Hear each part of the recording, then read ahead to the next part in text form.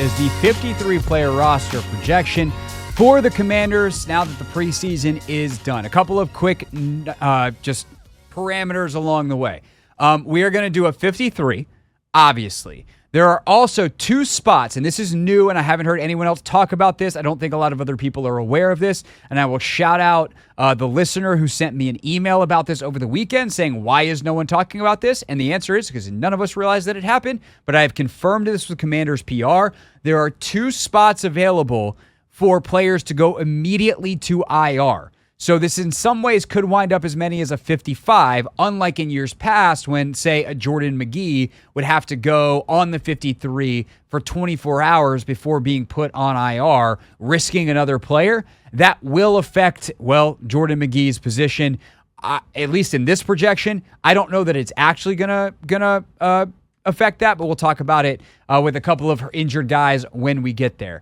The other thing is we are going to try to name a practice squad the best that we can. We know that there will be waiver claims and outside players. I don't know the other 31 rosters well enough to project claims and who's going to get cut.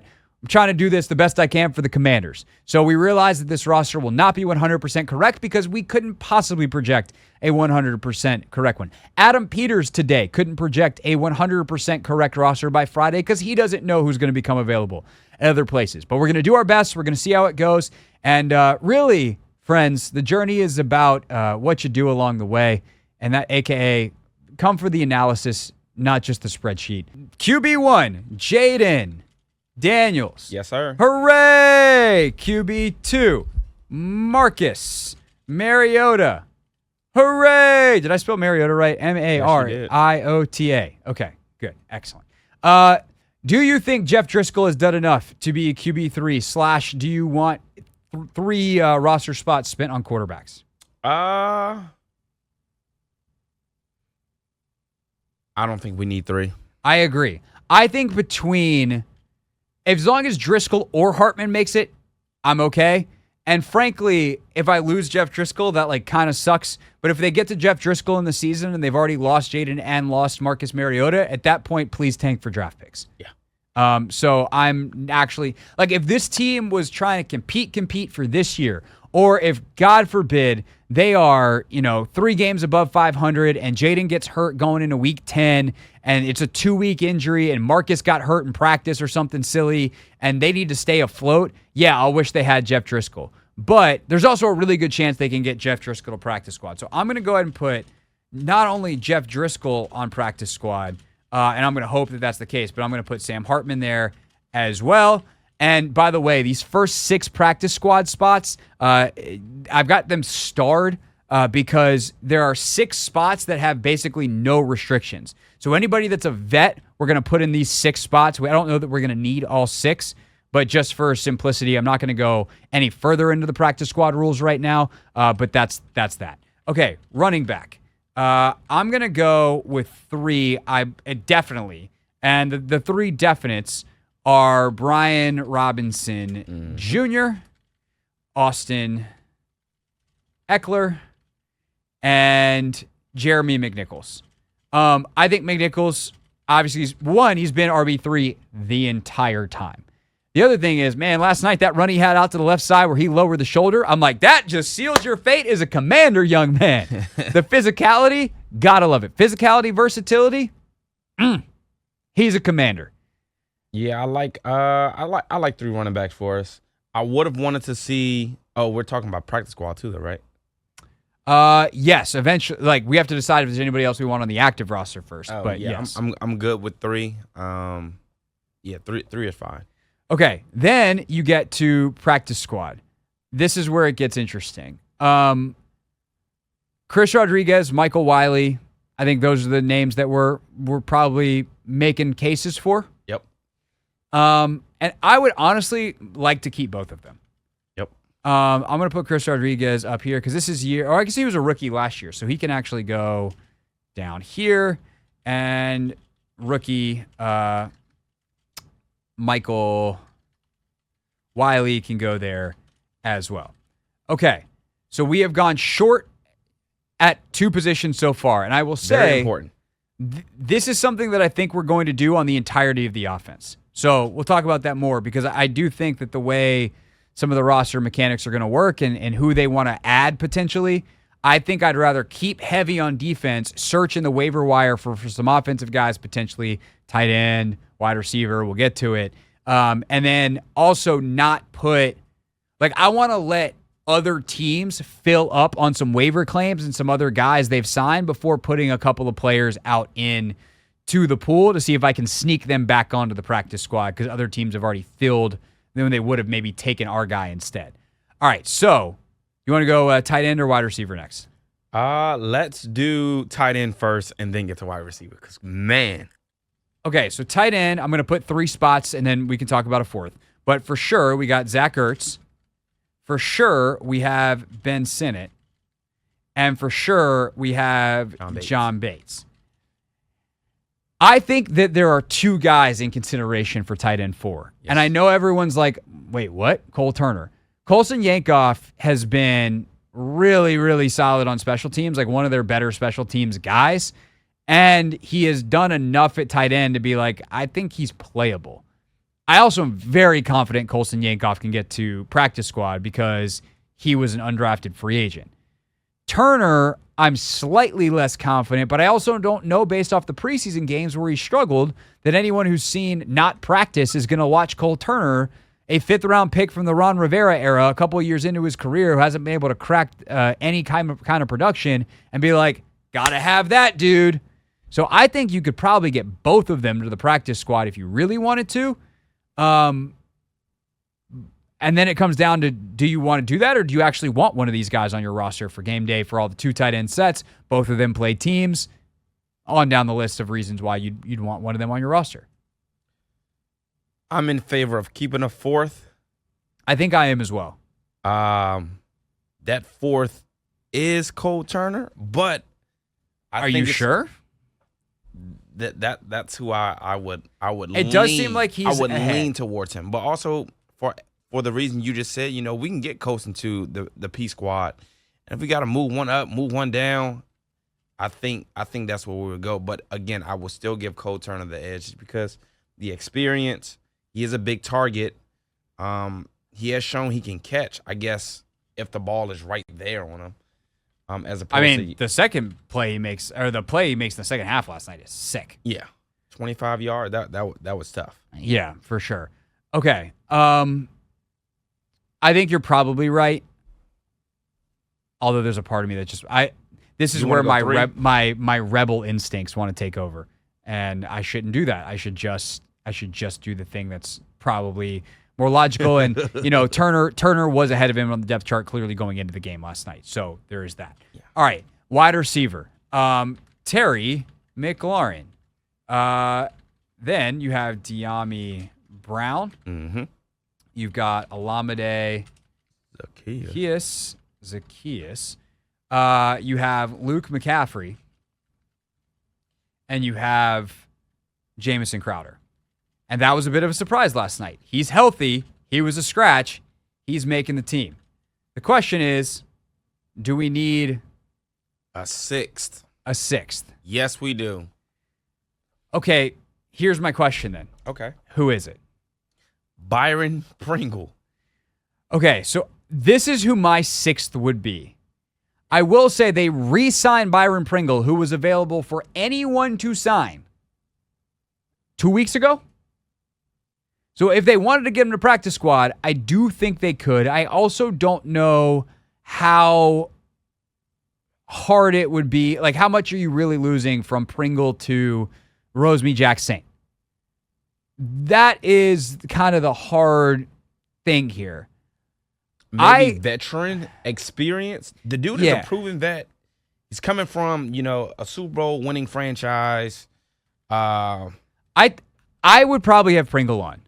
I also would say he's probably the first guy that might get waived if there's another veteran receiver that gets cut and becomes available. Okay. So then you get to the wide receivers on the practice squad. Martavis Bryant, I'm going to put on in one of these veteran spots. Mm-hmm. Who else? I think Jack Saint. I like Jack Saint too. I think Tinsley had a nice game last night. Yeah, he did. Um, Where do we put Kaz Allen, or does he just get cut? that's completely? a good question because I think a lot of projections that I've seen have Kaz Allen on because they've talked so highly of him. I think he had to make a play and he didn't. Do nothing. So I think he winds up on. Okay. I think Jack Saint is hyphenated, by the way. So for whatever that's worth, do that. See, this is the hard part of like Tinsley, Davion Davis, Bryson Tremaine. Like I can make arguments for all these guys. How many of a 17-player practice squad are they going to keep? I think you keep Tremaine over Jack Saint. I don't know, man. Like I guess Bryson's been really good, but he didn't make a play yesterday. he didn't make any plays in the preseason actual games. Yeah. This is tough. I don't want to spend too much time on practice squad guys, but I am going to say I'm going to go ahead and go running back Kaz Allen. Okay. But then if that's the case, are you keeping Chris Rodriguez and Michael Wiley and Kaz Allen? Or is C-Rod toast? Can we come back to the P squad after we do the defense? Yes, we can. All right, so if that's the case, There's going to be some tough cuts. yes, for sure. Okay, then we got the O-line, and then we got a commercial break, and then we're going to have to speed through the defense because there's never enough time to do anything on this radio show.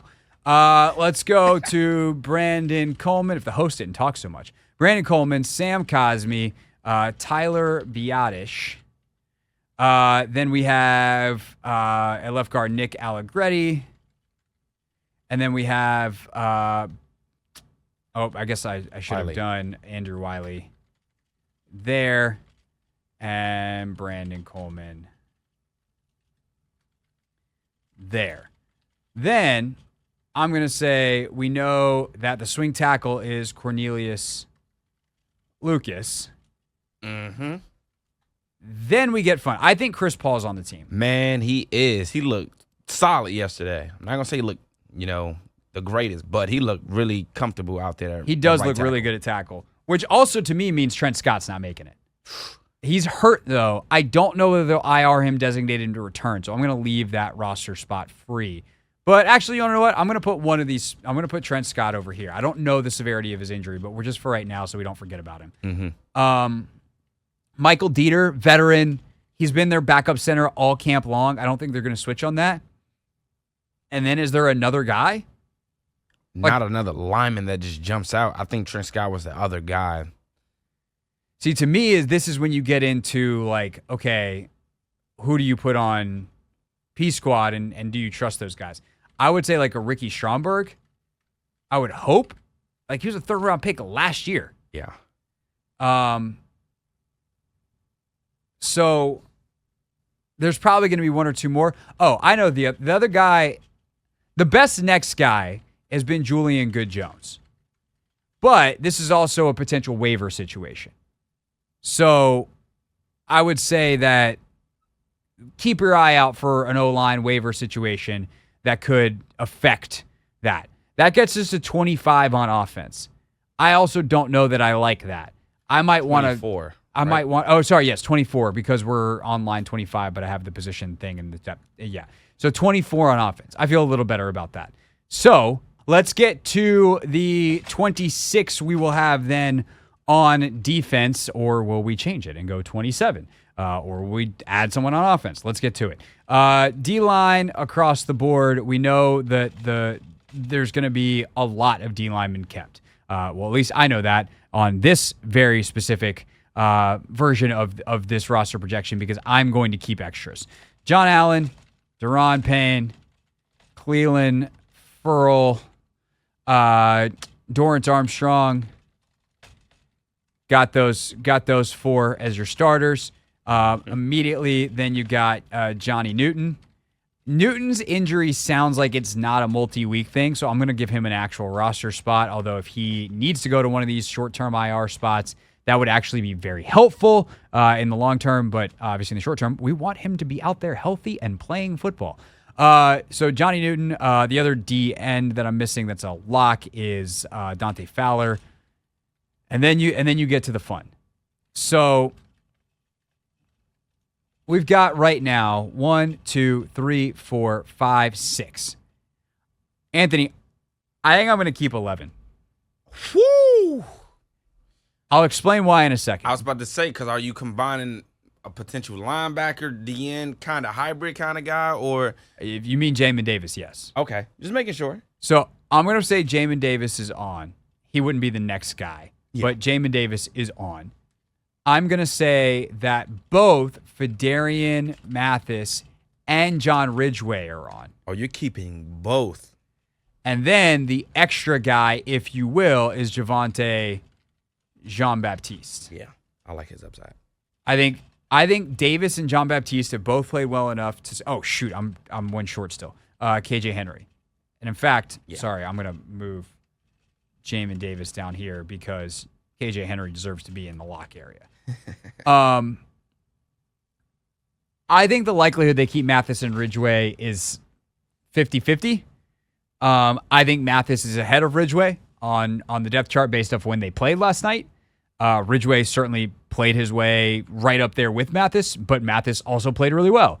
I also know that John Keim said on his show that teams have already been calling about Ridgeway, so there's definitely a chance to potentially flip him.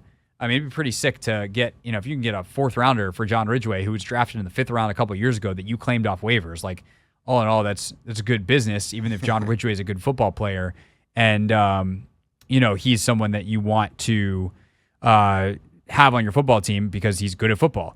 But I do think it's worth saying that, like, both those guys have done good things. I definitely can make a case for keeping either of them. Jean-Baptiste and Davis feel both like projects. If I got to pick one to try to get to practice squad, I'm probably picking Jean-Baptiste.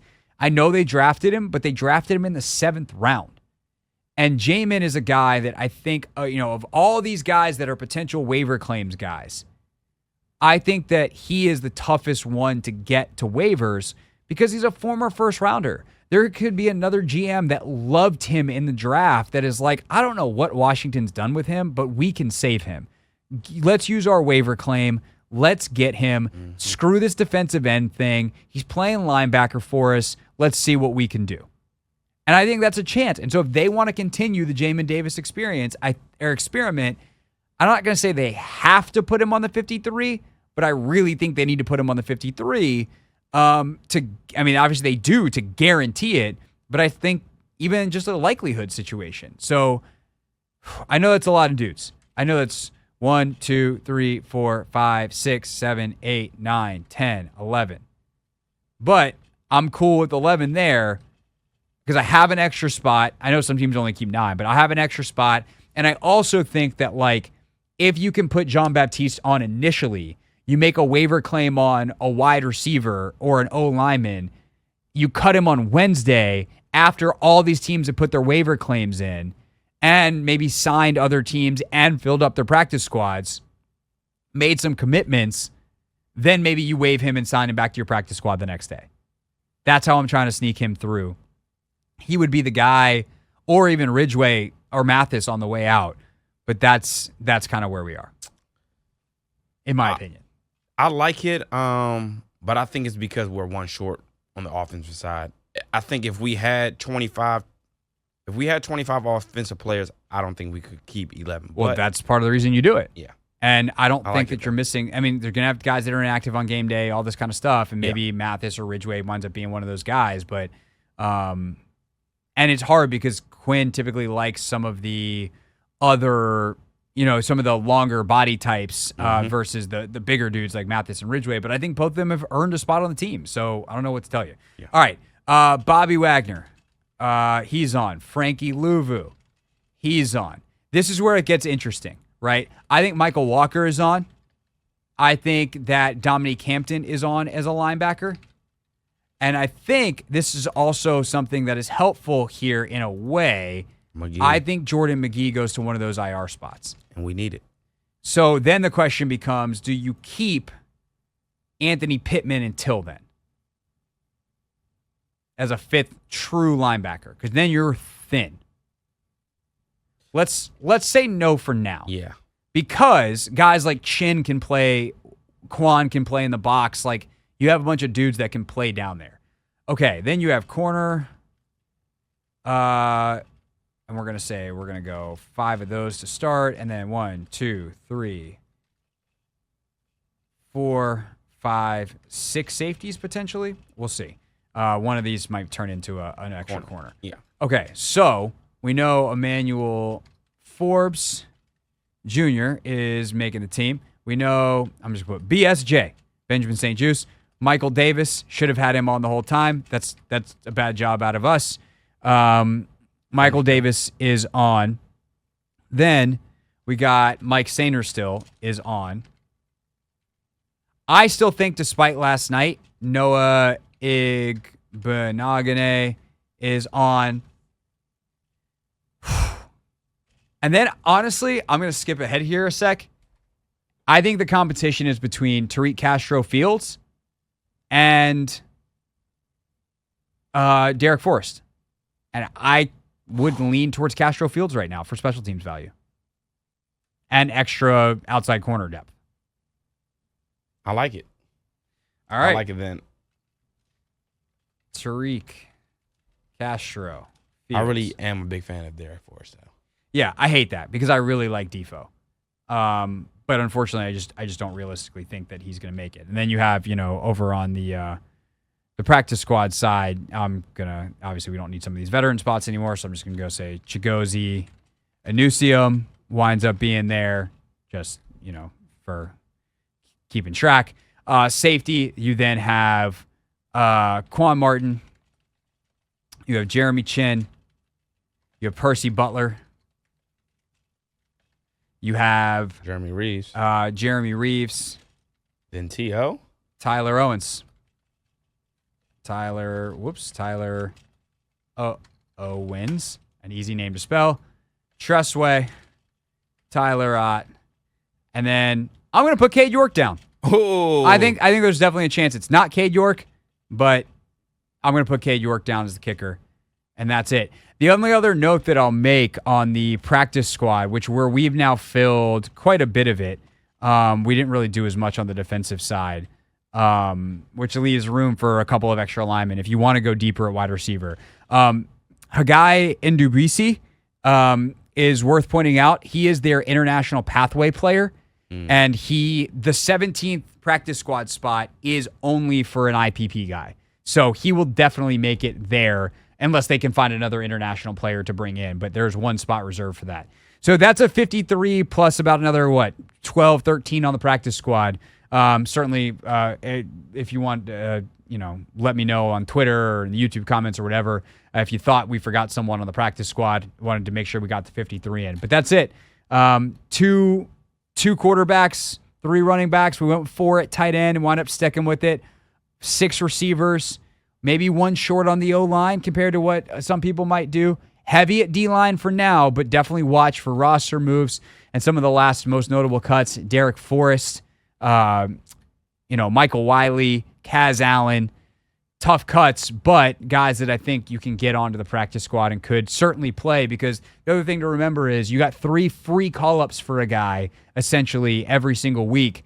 So you can have those guys come up and play multiple times. If you want to put a game plan in 1 week for Kaz Allen, you get a free call-up. You actually get 3 of them. So the way the roster rules now are really, really beneficial to not only help you adjust week by week based off injuries or anything else, just game plan, strategic. If you got small corners, maybe you call it Martavis Bryant. I don't know. But it's also it's like 300 extra NFL jobs. And it's good for the game because it allows these guys to develop all year round and not just have to wait. Like you get cut in August and then maybe you get signed again in April and you go through a 90-man process through the summer and you try to get better and eventually maybe 3 years in you make a team. And those are great stories. But that process can get sped up now because you got more guys in the building, more guys getting coached, and that's good for the health of the game overall. This is the Hoffman Show on the Team 980 and the Odyssey app.